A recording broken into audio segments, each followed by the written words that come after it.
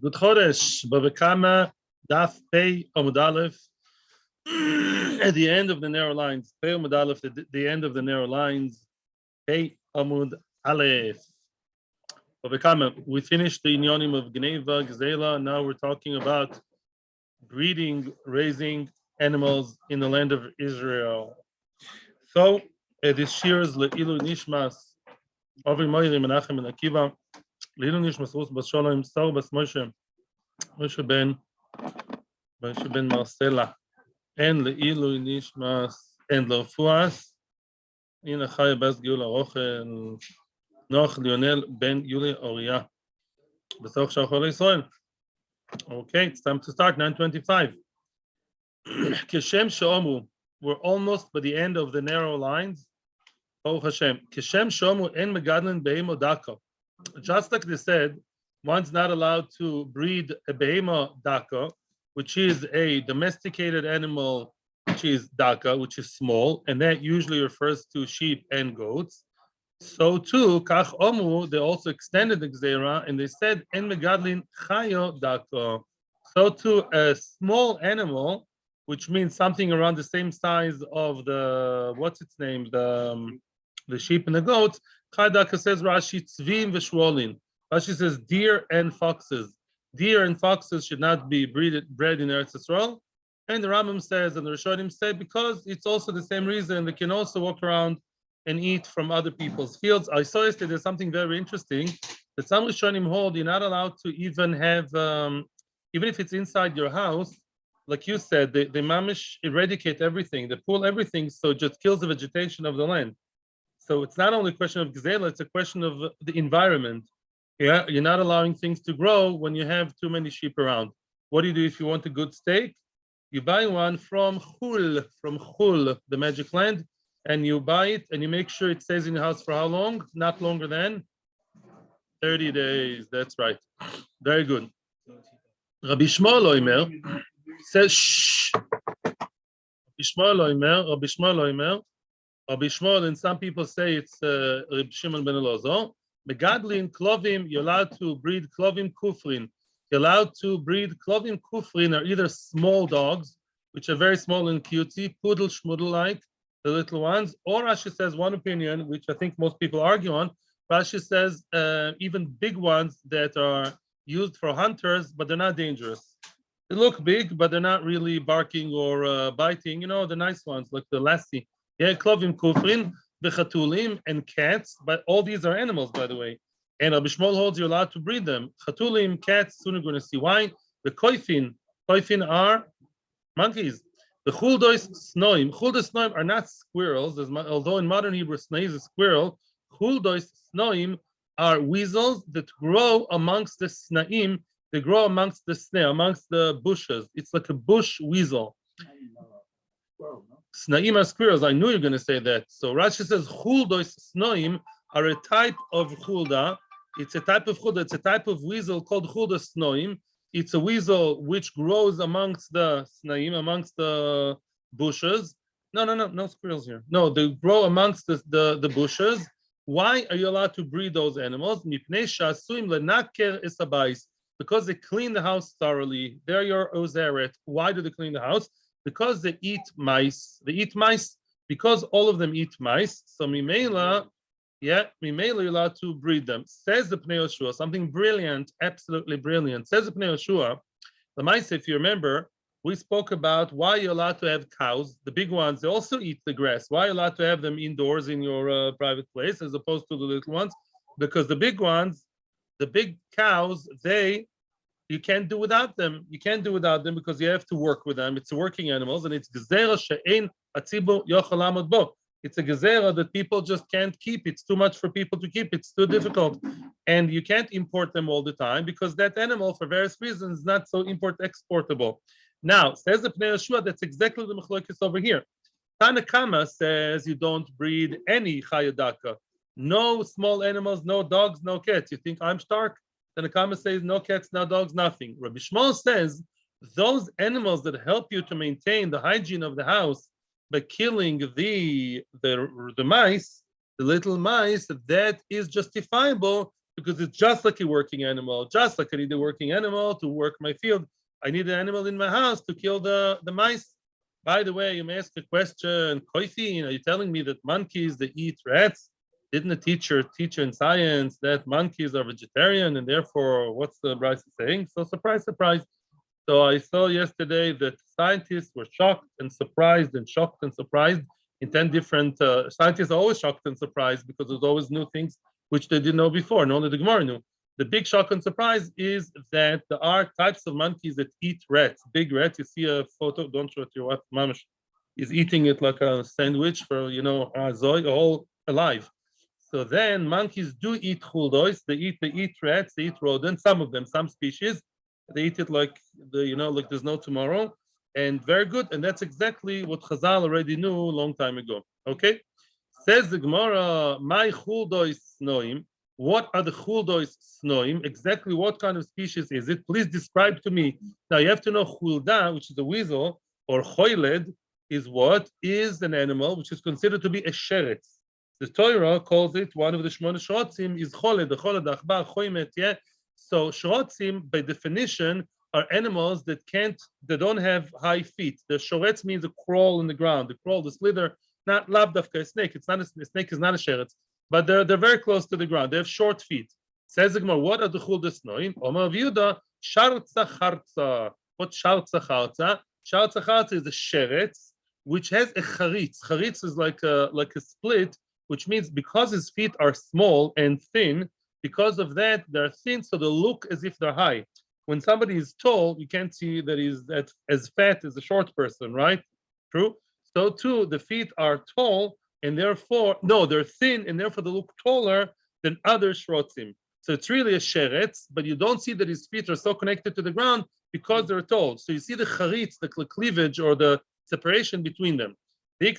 Some say, Chaza diktini shakye. Similarly, chaza or charza, the ktini shake, the shokaim, the thighs are small. Yeah, they're small. V'raya beni vardini, and it's roe, it sticks around between the rose bushes. That's where it likes to live. Umay sharza. Now, if this is the one called chulda sasnoim, so which one is the real chulda mentioned in the Torah? Meaning, according to this opinion, Chaza the ktini shake is not called a sheretz. It's an animal with long feet, and that's it. And that's called chuldas asnoim. If so, my shartza, which one is the sheretz that the Torah talks about? Because for sure, when the Torah talks about the regular chulda, not the chulda who lives by the bushes, he means a sheretz, a little one. What is that? The mitatoi shake. Its feet are small and short, and therefore it looks as it's connected to the ground. Because the feet are fatter, Mimela, they look shorter, right? And Mimela, it looks as if it's very close to the ground, and that's the chul that the Torah spoke about. But the one that we talk about is longer feet, yeah, or they look longer because they're thinner, and Mimela, that has a name, Chal Shaltza Chaltza, which is the chul desasnoim. Let's go back to our takono, not to breed animals. What did I tell you? If somebody, a Jewish farmer, has I just want to add one thing about something we said yesterday. Remember the story which sounded very sad about this chassid that was sick, and he was not pikuach nefesh, but he was very sick, and he had that goat, and he used to drink the milk of the goat day and night. So now, and then Chachamim said, "Oh, it's a sin," and they ran away. And one would ask, "Poor man, can't Chachamim be makel for him because he was in such agony?" So I think Meiri, I don't remember who says it. I've seen a lot of Meforshim, Baruch Hashem here. One of the Meforshim says, the Ben Yoyoda. He says, because he was a chassid, people would learn from him to be makel even more. That's exactly the story. You should know, many times the person who's like, how do you say, an act to follow, not an act to follow, no, somebody people look up to, exemplary person, somebody that people look up to. So he does some kula because he has a good reason. But then people use the same kula without that good reason. Yeah, I know of someone that he was Talmid Chacham. He used to go to near the mixed beach because without his glasses, because he really needs the air, the good air. But Lamaisa, yeah, he needed to go there because the doctors told him he needed air, and he would take off his thick glasses. He didn't see anything, would close his eyes. He was a good man. But then a lot of people said, oh, look, so-and-so went to the mixed beach. We'll also go to the mixed beach. And then they went to the mixed beach completely, men and women together. So, Mimela, you have to be very careful when you're a person of an exemplary person. You have to be super extra careful not to do things that may look dubious, even though for you there's a good reason.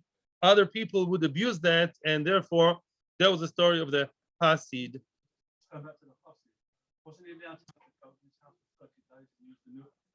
Yes, but he kept it for longer. But it's longer. However, there is an opinion of Rabban Gamliel, according to Rabban Gamliel, which was saw before, and we may touch upon today. He allows more. He says once you have it for a good reason, you're allowed to have it in your house for specific reasons for longer. That's Rabban Gamliel. Yes, I'm listening. Harav Yaakov. Yeah.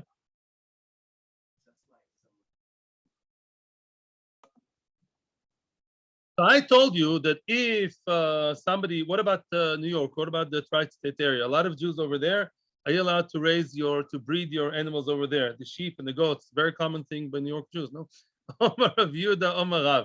Says Rav Yehuda on behalf of Rav, Asinu atzmeinu, we made ourselves, we turned ourselves, Bebavel, Ke'eretz Yisrael, Lebeimo Dako. Wow, we have extended the Gzera of not breeding Beimo Dako to Bavel as well.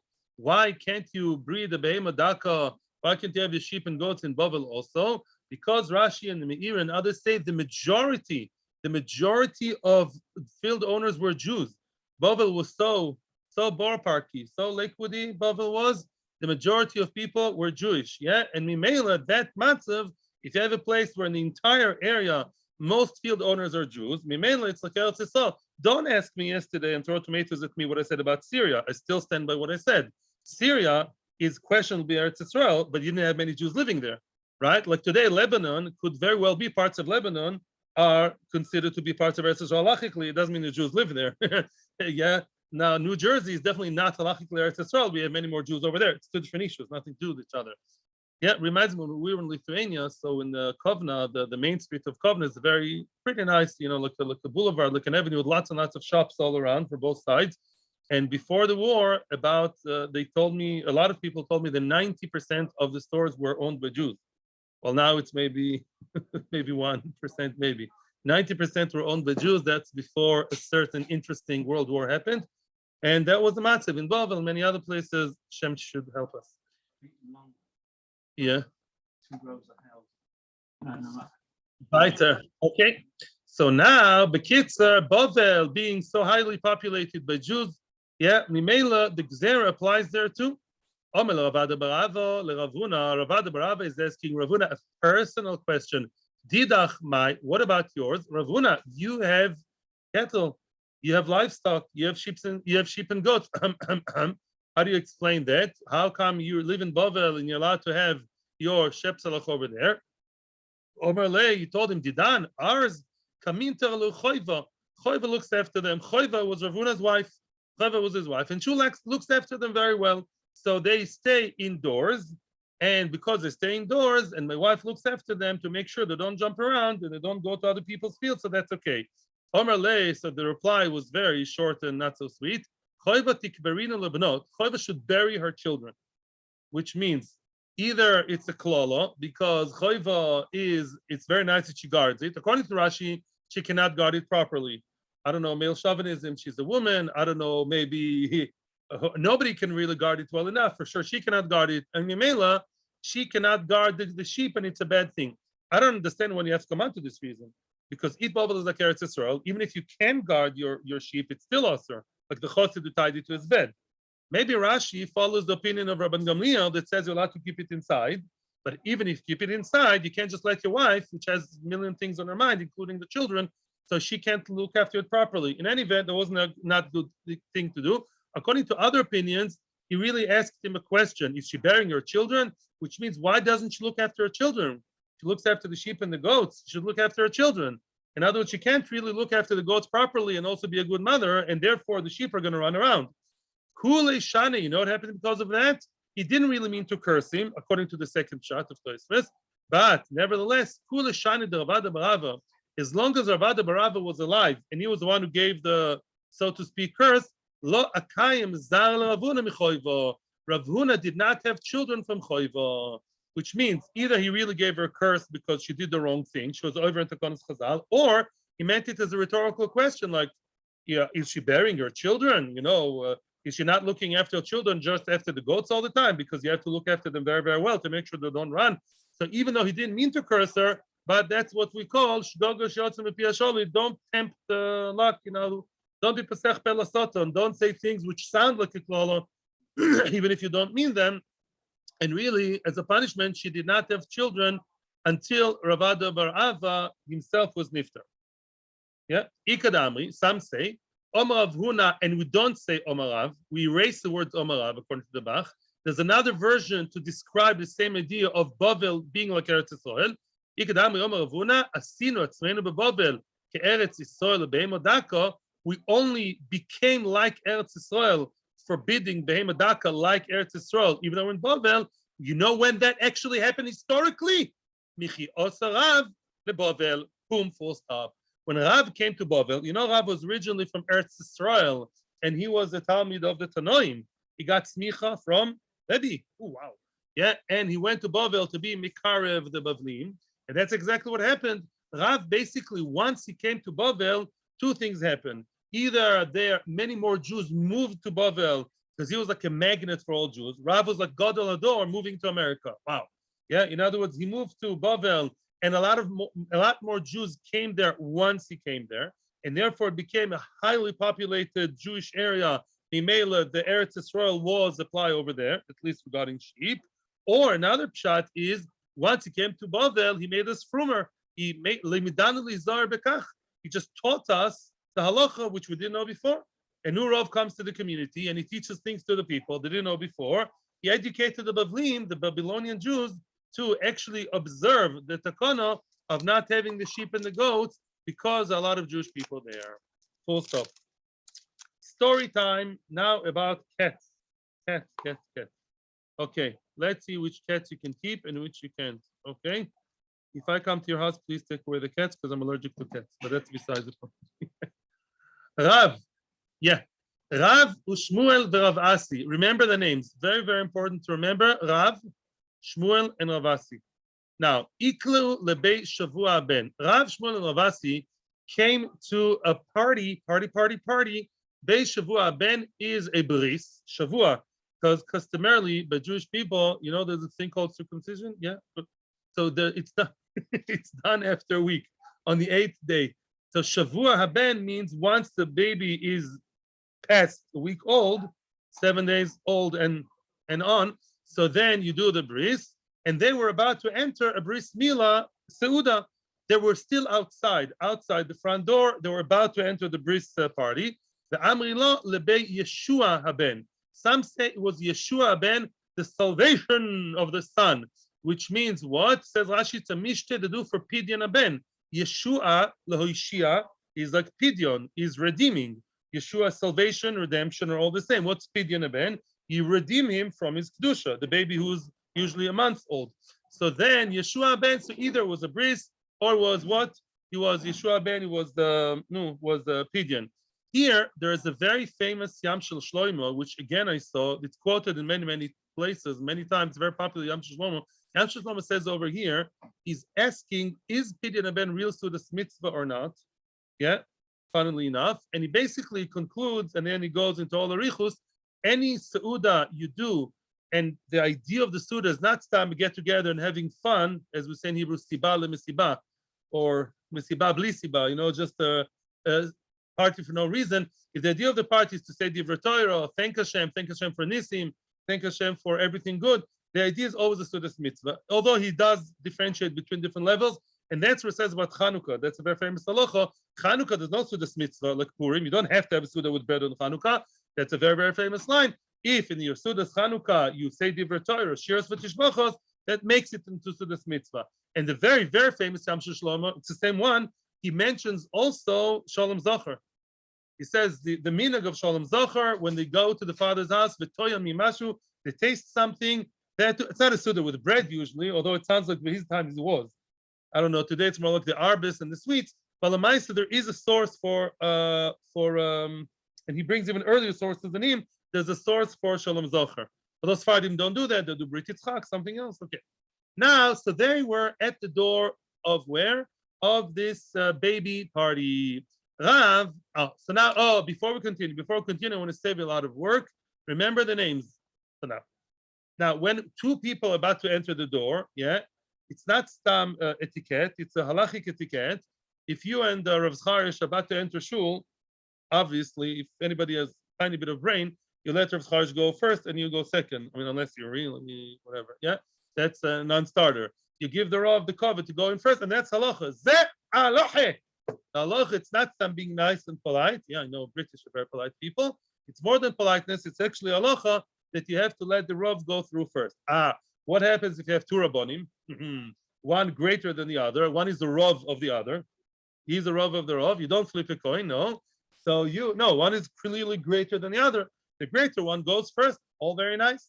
Now there were three people about to enter the door. Shalosha Anashim, Shalosha Rabbanim. One of them was Rav. Rav was the greatest one of the three. Then Rav Asi was after him. Remember, I don't have time to make charts. Yeah, you don't need a chart. It's just three names. Yeah. Rav was number one, top of the ladder, the top rung. Rav Asi was his Talmid, and Shmuel was below Rav Asi. Interesting. Rav and Shmuel argue many times. So Shmuel is two levels, two rungs below Rav. Remember, Rav, then Rav Asi, then Shmuel. You got it. So now Rav lo ail kamei de Shmuel. Wow. Even though Shmuel was two levels below him, Rav would give Shmuel covered for a reason we'll see later on, and Rav would not enter before Shmuel, and we're talking about entering in tow, one right after the other. Rav would give cover to Shmuel, who was two levels below, and would not enter before Shmuel. We'll see later why. Continue. We'll see how stuck they are. Shmuel lo ail kamei de Rav Asi. Now Shmuel wouldn't go first, because even though Shmuel would go before Rav, because Rav allowed him, yet he would not go in front of Rav Asi. Why? Because Rav Asi was greater than Shmuel. Right? Rav Asi is number two. Shmuel number three. Number three doesn't go in front of number two. Rav Asi lo ail kamei de Rav. Rav Asi number two would not go in front of Rav, so they're stuck. That's like number 3, 2, 1. They're one stuck one inside the other. They're all stuck there. Amri, what? Oh, yeah. So they're waiting there for a good few minutes, not knowing what to do, and that's not chas v'shalom stam coveting. It's halacha to give covet to the other Talmid Chacham. The Meiri, by the way, derives halacha from here that Shmuel was allowed to accept that kivyochol unnecessary kavod from Rav, and Shmuel really, Shmuel did not go because of Rav Asi, but because of Rav, he would have gone before Rav. Because it says the Meiri, if the Rav tells you to go in and he gives you the covenant, you're allowed to accept the covenant, and it's not called yura. It's not called haughtiness or arrogance. It's mutter to do that. So now they're stuck. Nobody can go before the other. So Amri, man nitrach, who's going to wait? Nitrach means to wait, not to hassle. That's what it says. Who should wait outside? Which means they found a solution. I'll tell you what the solution is, begadol. The only problem of going one in front of the other is when they go, in one line. One right after the other, in tow. Boom, boom, boom. One right after the other. They go right one after the other. Boom, boom, boom. That's a problem. You go right before Rav Zachor. That's, excuse me, are you all there? Right before. But let's say I go and Rav Zachor is anyhow talking to somebody outside and he goes 5 minutes after. That's okay, right? We're together in the corridor. He's still doing his own thing, waiting, and I'm going, and that's fine. I'm not right in front of him. So they said, let one of us wait outside. So one out of the 3 people would stay outside and not be part of that competition. And then 2 people would go in together, and he'll go a few minutes later, and that breaks the whole tangle over here. So if so, who's wait? Nitrach Shmuel. V'neti Rav Rav Asi. Let Shmuel wait outside. Then Rav and Rav Asi go in. Beautifully, Rav first, Rav Asi second, Rav is number 1, Rav Asi number 2, and voila, here they go. Frag the Gemara, why? V'nitrach Rav or Rav Asi. Maybe Rav or Rav Asi should wait. Why should Shmuel wait? Answers the Gemara, no, because really Shmuel is number 3. Why does Rav want to give covenant to number 3? Milsa be'alma the ovad leil Shmuel. Rav only has milsa be'alma, stam, a thing he did to him. In other words, it's not real halachi covenant. He gave him covenant for a personal reason. Mishum ha'u ma'aseh, because of that story, the latye, because he once Rav cursed Shmuel, and I'll tell you exactly what happened later on. We saw it in Masechet Shabbos, beginning of Shmona Shrotzim. Rav once cursed Shmuel when Rav arrived in Bavel. He gave Shmuel a curse, he'll never have male children. So we see why. Now Rav wants to compensate for that. Because Rav started his first, Rav and Shmuel's first encounter was not so friendly. And of course, Lefider High Darga, Shmuel didn't let him eat because Rav needed to toilet. And Shmuel Dafka, which was a doctor, he gave him things to eat that were mishalshel, would cause him diarrhea, did not show him the toilet, and which was for Rav's own good. Yeah, and then Rav went to toilet and had the diarrhea. So Lamaisa, Rav cursed Shmuel because Rav wanted to compensate for that when he got to know him later.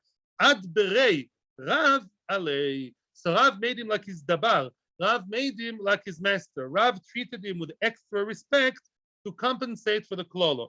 What was the story? I'll just tell you in short. When Rav came to Bavel, I told you, Rav came to Bavel to do kiruv. It was a great. He was musmach from Rebbe. Wow, from the Tanoim. So he came to Bavel by a boat. Now Shmuel didn't know that Rav was. Shmuel knew that Rav was coming. He knew there's a Talmud Chacham coming to Bavel to Nardo. He didn't know. He didn't know him. He asked Karna to test him. So Karna gave him all. Karna, another Amora. He tested Rav, and Rav felt very degraded. Imagine yourself, a big Rav Zilberstein from Nebra goes to Koch in Minnesota, in I don't know, South Dakota, and the local rabbi starts testing him. That's probably what the feeling was, although we don't know about the Meroim. But so Rav cursed Karna, and Rav also cursed Shmuel because also Shmuel did something which he felt was even more degrading with not letting him go to be excused and all that. So it started that way, the left foot, Kivyochol, and therefore Rav now wants to compensate Shmuel for that. And really, Shmuel never had boys, only girls. It's mentioned a few times in Shas, Bante de Shmuel, Shmuel's daughters, and then once in Ksubas it says they were captivated amongst them. So they were waiting outside. Ada achivochi. Meanwhile, while they were having their halachic etiquette discussion, also Shunra came a ketzale, kate lioda yanuka, and it bit off the hand of the baby. The baby himself, the star of the show, the cat came. It was a vicious cat. It wasn't a little pussy poochie. It was some cat that bit off his hand, handicapped for life. The baby, misken, at the day of the bris, what a tragedy. So Nofak Rav, Dorash, Rav came then, and he was doiresh. He did not start the decree then, but he actually publicized it there or reminded people of Chatul, a cat, and soon we'll see what kind of cat. But right now we're talking about cats. Chatul mutar leholgo, you're allowed to kill it. Kill the cat. If you see a cat, you're allowed to kill it, even if it's privately owned. Yeah? Soon we'll see what kind of cat. Not every cat. The osu lekaimo, you're not allowed to keep it. Not allowed to keep the cat in your house. The enba mishum gezel, it's not called theft. In other words, the cat owner would say, how can you kill my cat? You killed my cat, ma pitom. So no, it's not called gezel if you deal with a cat. The enba mishum hashev aveda lebailim. And it's not called a Shavas Aveda, which means not called. You're not supposed to return it to the Bailim. Somebody, in the bus station or I don't know, in the internet, I lost my favorite cat, and that cat looks like half a tiger, looks like some real Vildechaya. I lost my beloved cat, and the cat looks like it's about to kill half the neighborhood. So you're not supposed to return it to the Bailim, kill it, and that's all very nice. Frag the Gemara. If you have any nice questions, well, let's just continue a little bit. We'll see what we're talking about here. All cat lovers, soon everything will be good. Frag the Gemara, if you already told me in the Brisa that you're allowed to kill it, my new too, why does the Brisa have to add more? Why do you have to say you're not allowed to keep it? Of course, if you're allowed to kill it, if the neighbor of the cat owner can kill it, then of course the cat owner is not allowed to keep it. Says the Gemara, no, that's not necessarily true. I would have said, if not the Brisa telling me both pieces of information, I would have said, Mutar leholgoy, Isura leika. I would have said, no, Wild West. Mutar leholgoy, the cat hater is allowed to kill it, but if you want to keep it, you're allowed to keep it. You're allowed to keep your cat as long as it survives the anti-cat squad. In other words, you're allowed to keep it if you want. You're allowed to kill it if you want to. We're more pro killing them because why? Because they're vicious and they can bite off babies' arms, which we're not in favor. I know this is very, very not in fashion this more. I know that. Nowadays, people love animals more than people. And if there's a right, the tiger or a chimpanzee who killed the child, almost killed the child, of course, everyone supports the animal, not the child who died. But the Gemara is, Baruch Hashem, very old-fashioned. Okay? So Kamash Malan comes to tell me that no, you're not allowed to keep a vicious cat. You're not allowed to keep it. And if your neighbor killed it, great, good for him. He's allowed to. And here, l'chatchila, not supposed to kill, to keep the cat alive. Amri, one more statement, and then we can ask your questions. If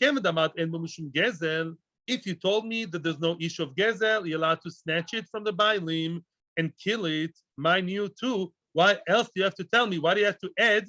Of course, if I'm allowed to take it, of course, if I found a lost little huge half tiger cat, if I found it in the street, of course I'm not supposed to return it. If I'm allowed to take it away, of course I'm not supposed to return. Let's say I killed the cat and I did a mitzvah because that cat was vicious and I killed it. One would say, hey, the skin of the cat, maybe you can use it. I don't know what you can make with the cat skin. Maybe you can. So then you can make a hat. So maybe the skin I should return to the bailim. I killed the cat because it's vicious. But now I can't do much with the body. Maybe you can give it to a Filipino to eat. But yeah, but the skin of the cat is something maybe he deserves to get the change, so to speak, the owner. No, even that we don't let in. We make a gzera. We go all the way against owning the cat, nothing personal against the cat owner, but the cat being owned is not a good thing to live amongst us, peaceful people. And therefore, even the skin, which I already obtained by getting the cat, I'm not supposed to return the skin to the owner. The skin I'll keep to myself. Why? Gzera. We're being harsh on the cat owner. Now, people are asking, what? Can't I have a cat? If you don't mind, let me just one more. Maybe Preg the Gemara, Meisivi, we're asking now in the Brisa before. Rabbi Shimon ben Lozo Oimer, or Rabbi Shmuel, Megadlin, you're allowed to breed Klovim Kufrin, cutesy little puddles, not puddles, but poodles, I meant to say, in the puddle. The Chatulin, you're allowed to breed a cat in your house, right? A cat is allowed. It's a kosher, not kosher animal, but kosher to keep. Kosher pet, the koifin, you're allowed to have the monkeys. Yeah, anybody interested? Yeah, monkey pet. The koifin, the chul, the snoim, those special weasels, because they clean the house from mice. And we all know cats, they clean the house from mice. Whenever they get rid of cats, the mice come. The cat's away, the mice play. So l'chora, you see what? Cats are allowed. And here you're telling me, cat, you kill it, you keep the skin. What's going on over here? And says the Gemara, loy kasha, it's not difficult. The schwarze cat is okay. You're allowed to keep it, but the white one is not. Apparently, the coloration, that's a new word which I've learned yesterday. The coloration, not the color, coloration of the animals. It's good racism because it's against the whites. Baruch Hashem. Otherwise, it would be a big problem because the blacks are good and the whites are not good over here. So it's kosher racism. It's fine.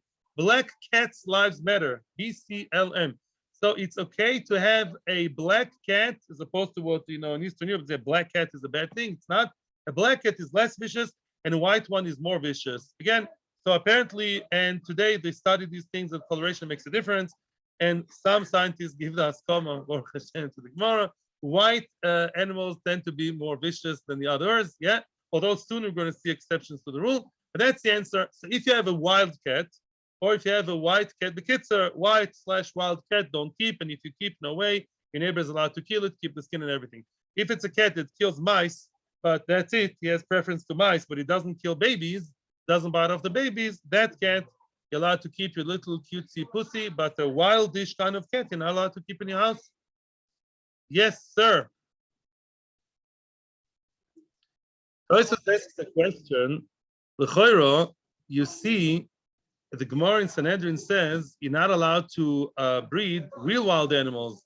The Gemara over there says, you can see Tosfos inside if you want, it's Tosfos, Dibur Maschil, Muta Logos or Lekaimui. Let's read it inside. It says Tosfos, yeah.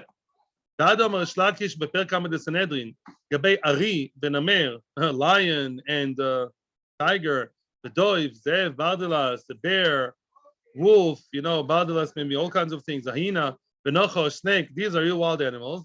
The Philobelezodoma, Kol Kodem Logo, Zocho, and the Dafkek Shemisoy, Velo Misoloi.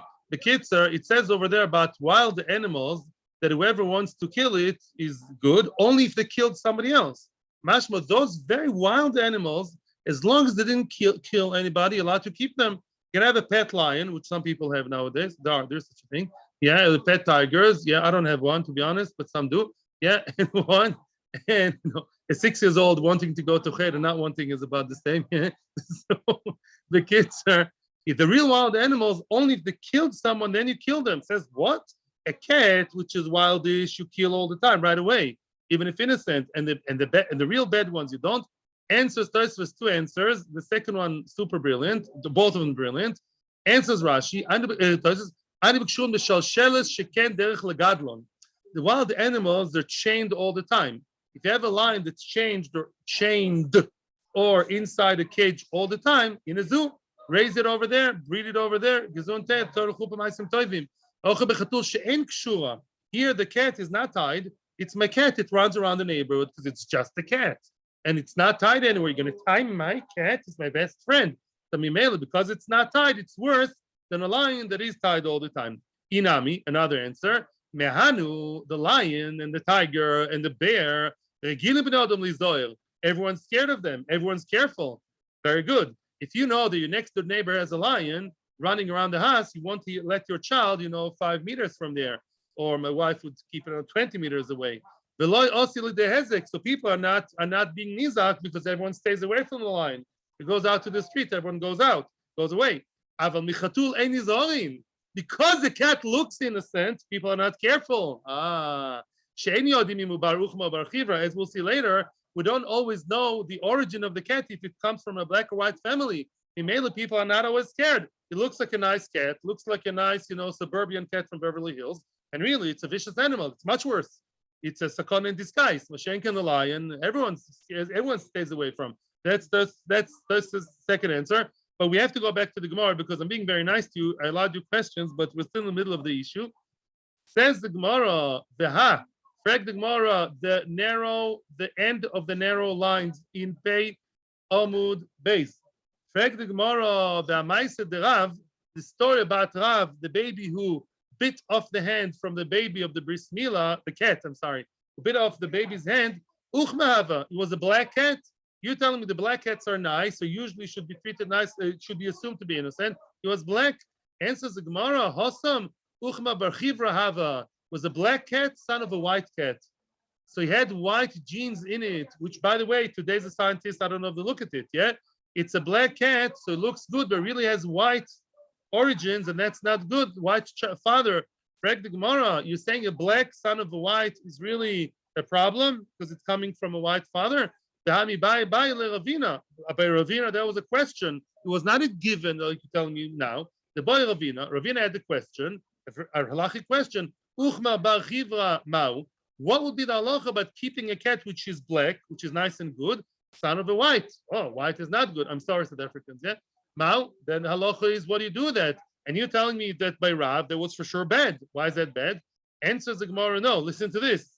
We're going here on real genealogy. Ravina's question was Be'uchma bar chivra bar uchma. Wow. Ravina had the question of a black cat, son of a white cat, son of a black cat. He has a white tati and a schwarze zayde. So Mimela in this case is more black, but he has white, a little bit of white in his blood. It's not such a pure black one. So maybe that's a question. But we don't know what to do with that. Maise de Rav, the story of Rav was Be'uchma bar chivra hava. He was black, but his father and grandfather were white. That's already worse because he has 2 strikes against him being from white father, white grandfather. Some a recessive gene of black, or maybe it's the mame. That she brought him the Schwarze genes. So Lemaisa, Rav's case is worse. Black, son of white, grandson of white, is for sure bad. Yeah, it's like white, too much white in his blood. Mashenken, black, white, black is a shaila. Yeah. Weiter. Chabad. Yeah, look at the parentheses over here, not the parentheses. Yeah, whatever, the bracket. Chabad, Bes Yudches Bet Ches Nun Siman. This is the Siman of the Sugyas. These are like, initials of the Sugyas, which we'll see later on. And now we're going to have, that at the end of the Gemara, whenever you make a siyum, Mirza Hashem, in a few months, after Pesach, we'll have a siyum in Mirza Hashem. At a siyum, you mention the name of the 10 sons of Rafapa. Rafapa had 10 children. Rafapa was a rich man. Anytime his sons would be Messiah Masech, he had 10 sons, all of Maroim. Whoa. It's connected to Seres Adibos. It says, Papa was rich. He was a brew merchant. He was an alcohol merchant. And he could make nice siyumim for his children. That's why I mentioned him at the siyum, Baruch Hashem. Now we're going to see 5 of his children being mentioned. Listen to this. The following statement was said by Amar bi'acha bar papa, mishum Rabbi Abba bar papa, mishum Rabbi Ada bar papa. According to one version, Rabbi Acha quoted Rabbi Abba, quoted Rabbi Ada, all brothers. The Amrila, another version says no. Amar Rabbi Abba bar papa, mishum Rabbi Chia bar papa, mishum Rabbi Acha bar papa. 3 brothers, some are the same, some are not. The Amrila, some say that the statement was said by Amar Abba bar papa, mishum Rabbi Acha bar papa, mishum Rabbi Chanina bar papa. Altogether, there are 5 names here with 3 different combinations. What do they say? Matrin ala chikuch b'Shabbos. Chikuch means friction, but chikuch also means boils. A dangerous, terrible, like shchin of Mitzrayim. So chikuch is something that really makes you mechakech, makes you really want to die from chas v'shalom chalila, from friction, from irritation of the skin. So matrin al chikuch b'Shabbos, which means, let's say there's like a plague, yeah, like we know corona, yeah, a pandemic, and this one is a chikuch. Let's say there's boils going all over as an epidemic, as a plague. So that's one of the tzoros, one of the terrible things, that even on Shabbos you're matri'in. Matri'in means that you actually go to the street with a shofar on Shabbos, according to Rashi. Tosfos argued. Rashi says on Shabbos it's so terrible. Rabbanon said not to blow shofar. I'm not a Rosh Hashanah. Some regular Shabbos or even any other things that are maybe Ischilo Shabbos the Rabbanon, and you cry over it in public on Shabbos because shchin is so bad, such a terrible disease, that you have to right away stop it with your tefillas, even though it's Shabbos and even though it's public and even though there's a shofar involved. Wow. But another statement. If you see a locked door, which means you see your mazel is not good for you, chas v'shalom, your mazel is not going to change quickly, just like that, quickly, right away. Why is the Gemara being pessimistic? Says Rashi and all the Rishonim, they say no. It's telling you to daven. If somebody sees a tzara, he shouldn't just lie on the beach and say all will be well, yet tov. No. If you see that your luck is just not with you, you're not being matzliach, so daven hard, and it's not going to change otherwise very quickly unless you do something about it by tefillah, tshuva, and ma'asim toivim. And the third statement, somebody wants to buy a house in the land of Israel. One is allowed to write the contract. Yeah, let's say now you want to buy the house, especially if you buy it from a goy. The goy owned it in Yerushalayim. There are neighbors of Arab, and then some Jews started living there. Yeah, you want to buy the house of an Arab and want to live there in Eretz Yisrael. Maybe even otherwise, I don't know, but for sure, if you want to buy it off a goy, you're allowed to sign, although soon we'll see a huge qualification, what I'm saying. Even in Shabbos, you're allowed to have the contract written in order to own it. Let's say the guy says, only today I can sell you the house. Tomorrow I'm going to Mecca. That's it. Today, it's now or never. Then what? Then now you're allowed to have the contract signed on the day of the Sabbath because of the mitzvah Yishuv Eretz Yisrael. Of course, everyone's going to say, writing a document is the Oraisa. So the Gemara will answer, you tell the goy to do that. You're allowed to tell the goy, you tell Mahmoud, the lawyer is called Mahmoud, and your seller is Abdul. You tell Mahmoud, the lawyer, you sign Abdul on your behalf, whatever, if you trust them, and that's what you should have done. We'll discuss it later. Basically. So we said 3 statements on behalf of, you okay? Yeah. It's not every mitzvah verse you can.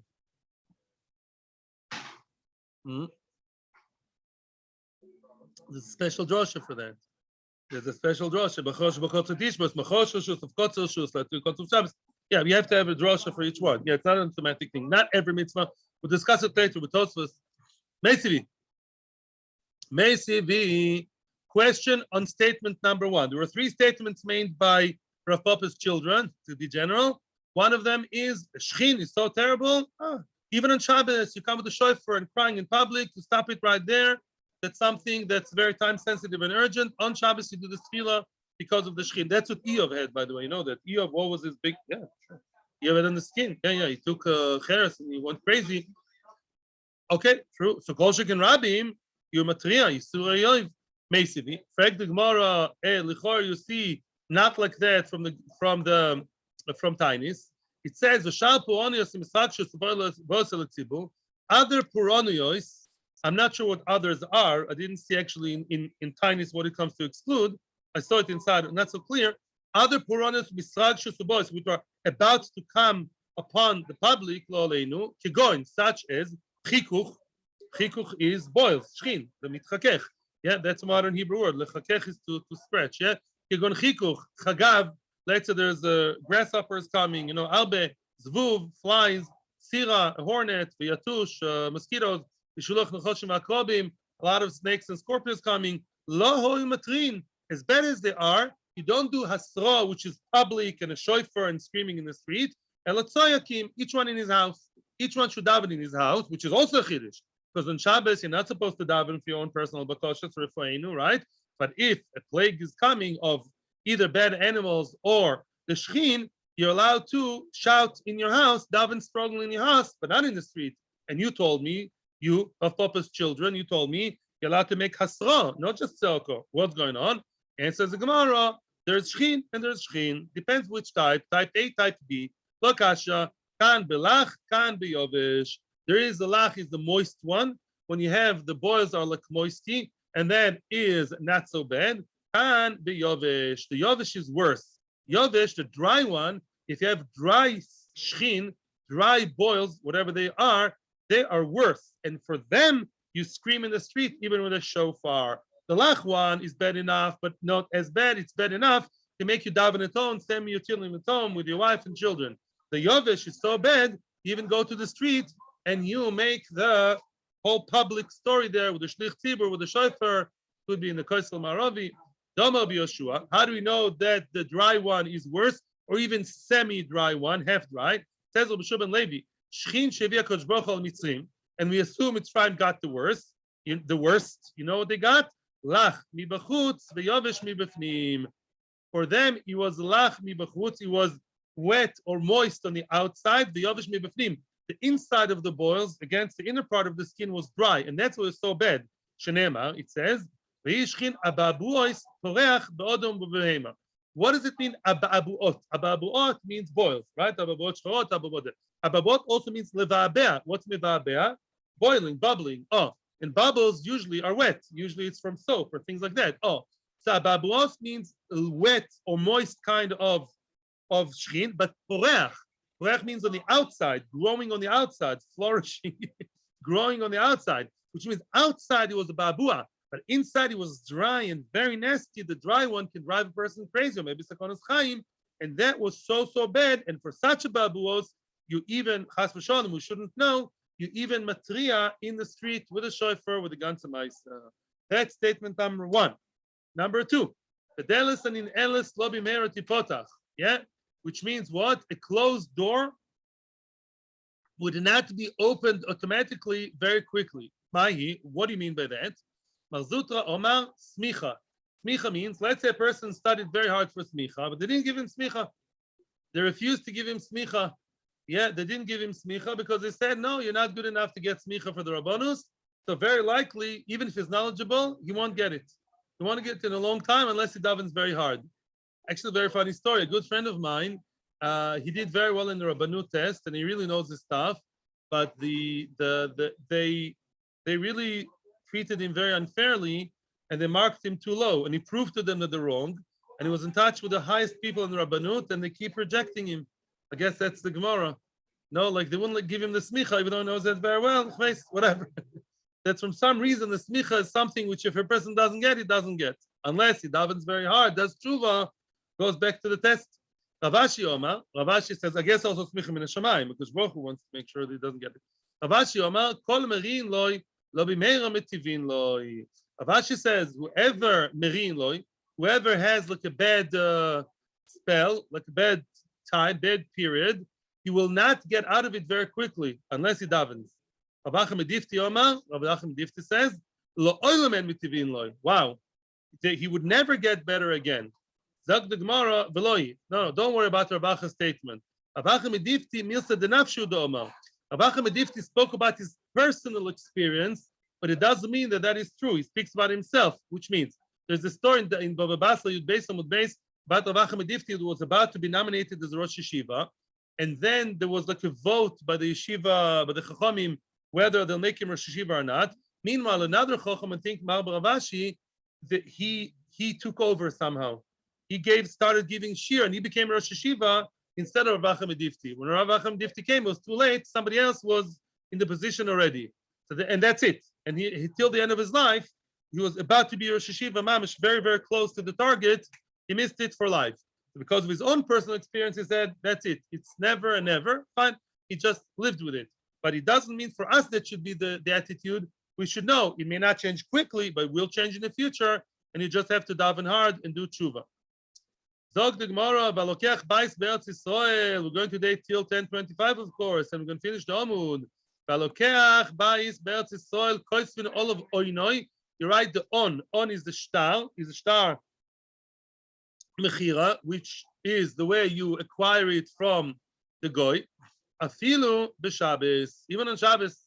Shabbos al kadaita. Are you crazy? Are you going to tell me that as much as we love Eretz Yisrael, you're going to tell me that on Shabbos I will sign a document? No way. Pikuach nefesh, yes, hospital, pikuach nefesh. But even then, you can get out of it maybe. But on Shabbos to sign in order to buy a house in Eretz Yisrael, what's going on here? And like Rava says over there in a different story, you tell your lawyer, you know your lawyer is, it's Mackenzie. Yeah, you tell your lawyer, Mackenzie is back to life. You tell Mackenzie lawyer, you sign on my behalf, or you arrange it before Shabbos. You say, you sign this is this on my behalf. You're signing instead of me. He'll do it. Achinami here too. Even though, are you allowed to tell a guy to write stuff for you just for fun? Shalom. Amir al-Nochi is one of the most famous words, Shvusim. It's a Shvus. It's an Isur D'Rabbanan, a strong Isur D'Rabbanan called Shvus. And we'll discuss it later more. Because of Yishuv Eretz Yisrael, Rabbanan actually were not Geyser. Rabbanan are the ones who said, don't tell the guy to cook your supper on Shabbos, or to drive your car on Shabbos, or to sign your documents on Shabbos, even if it's $1 million deal, which you may lose. So lose the $1 million and don't Michal Shabbos, as people in America used to do. Yeah, serious nefesh, really. But Kamash Malan, when it comes to Yishuv Eretz Yisrael, you're allowed to tell the guy to sign the document for you. Interestingly, Moshe Feinstein says, Amir al-Nochi Shvus, the reason why you're not allowed to tell a guy to do the malacha, you're not allowed to have malacha, you're not allowed to have a malacha done for you on Shabbos. He says the same thing is about a machine. The Moshe is against using Shabbos clocks. He says with the lights, what can you do? It's already a done deal. Too late. I won't tell people not to use it. But machinery to turn on your television and Shabbos, which you should not have in the house altogether. That's what the question people ask me many times. Can I have the television? Straight to internet, right? Am I allowed to have my computer turned on by a Shabbos clock? The answer is no. No, according to Ramosha, because it's like telling a guy, you tell the machine. You're not allowed to have it starting in the middle of Shabbos. Now, Tosfos points out, don't think that every Isur D'Rabbanan you can tell a guy to do for just anything, even not for every mitzvah, which means we can tell a guy to do a malacha D'Rabbanan, not D'Oraisa. Don't close the Gemara. Don't close the Gemara. No. Let's just finish the Amud. Let's finish the Amud. Chaval. Let's just have a complete thing. I'll talk to you more about this in 2 minutes. Let's continue, and then we'll talk more about telling a goy. Amar b'Shmuel ben Nachmani Amar B'Yonasan. We'll finish the Gemara, then go back to the goy. Alokech ir be'Eretz Yisrael. Somebody who buys a city in Eretz Yisrael. People back then used to own entire cities, towns. The entire town is actually financially owned by one person. Sit in Bava Basra, in Eruvin. You own the town. Not like today, that the area is very democratic and they do whatever you want. No. Back then, the person would own the town. So let's say you buy a city in Eretz Yisrael. Koifin oisoi, based in forces him, likach lo derech me'arba uchosea. You force to buy together with it the excess roads from all four sides. Mishum Yishuv Eretz Yisrael. We want people to be able to come to the town and live it and expand it and extend. And for that, you have to have a good excess road owned by a Jew. So then that's called proper Yishuv Eretz Yisrael. Back to the goy. You're never allowed to tell a goy to do malacha d'oraisa for you. No way. Except to Yishuv Eretz Yisrael. Shows you the chib of Eretz Yisrael. The only time you're allowed to tell goy to do things, forget about pikuach nefesh medicine. That's not the issue now. Let's see. Are you allowed to tell a goy to bring you a sefer to learn? No way. You're not allowed to tell. You want to learn Torah, the most important mitzvah by far, and your chumash is in the street. The Chumash is somewhere beyond the Rishus Harabim. Can Mackenzie get you the Chumash? Can I get you the Chumash from your street and go through, I don't know, Rishus Harabim? I don't want to mention Rishus Harabim is the Chutzatz, it's political. Through the main street of Tokyo, there Rishus Harabim? No, you're not allowed to. Why? You can't tell a guy to do even Isur Dorabonon. The only time you can tell a guy to do Isur Dorabonon, sometimes you can tell a guy to do Isur Dorabonon for Dvar Mitzvah. Shvus, the Shvus Mikol Mitzvah. You're allowed to tell a guy to take a knife, that's a famous more in Blazer the Milah in Shabbos, you can tell a guy to bring a knife for the Bris Milah through a Carmelist, not through a Rishus Harabim.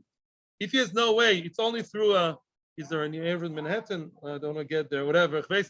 Through the main street of Tokyo, I'm trying to be apolitical.